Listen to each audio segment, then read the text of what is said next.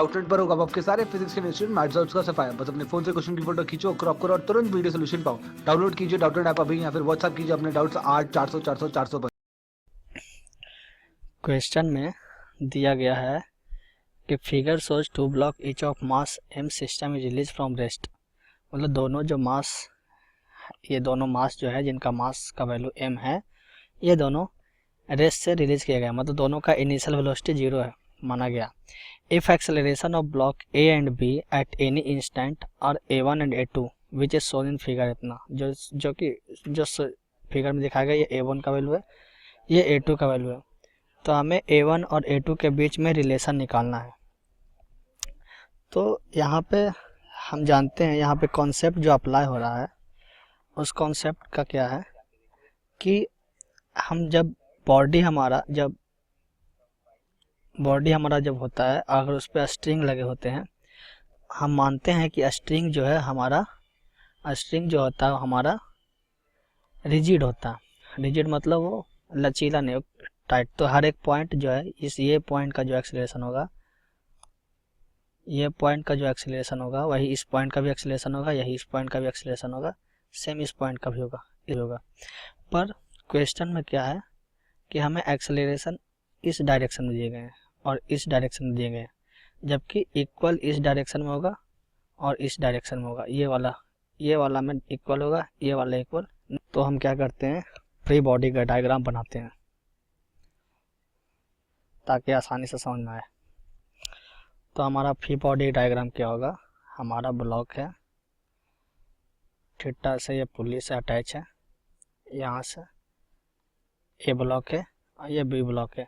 यहाँ acceleration A2 और हम मानते हैं कि यहाँ एक्सेलरेशन जो वेलोसिटी जो है V2 होता है, यहाँ A1 और वेलोसिटी जो है V1 हो रहा।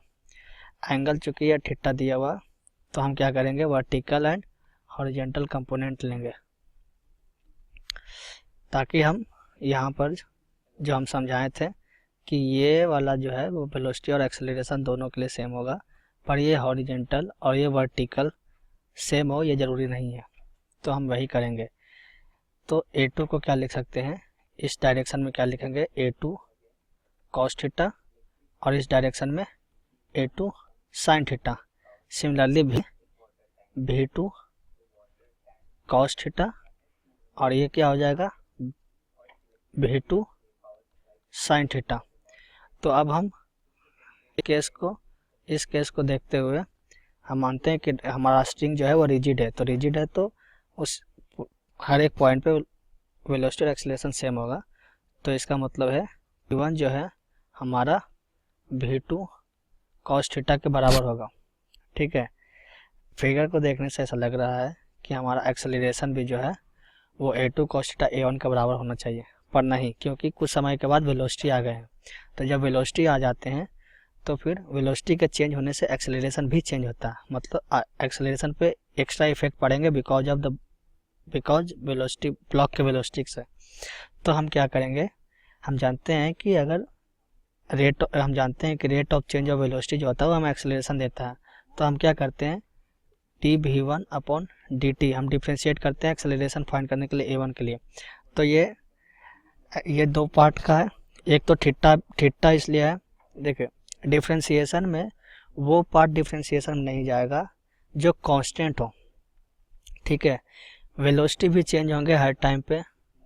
इनिशियली वेलोसिटी 0 था, क्वेश्चन दिया गया था, फिर कुछ समय के बाद वेलोसिटी V2 आया, हर इंस्टेंट पे इसका चेंज होता रहेगा।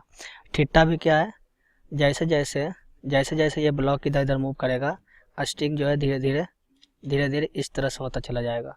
थोड़ा सा इस तरह से होगा, फिर इस तरह से होगा, फिर इस तरह से होगा। तो मतलब थीटा का एंगल भी चेंज होता जा रहा, मतलब ये दोनों वेरिएबल है। तो दोनों वेरिएबल है तो दोनों के साथ दोनों डिफ्रेंशिएशन में जाएगा।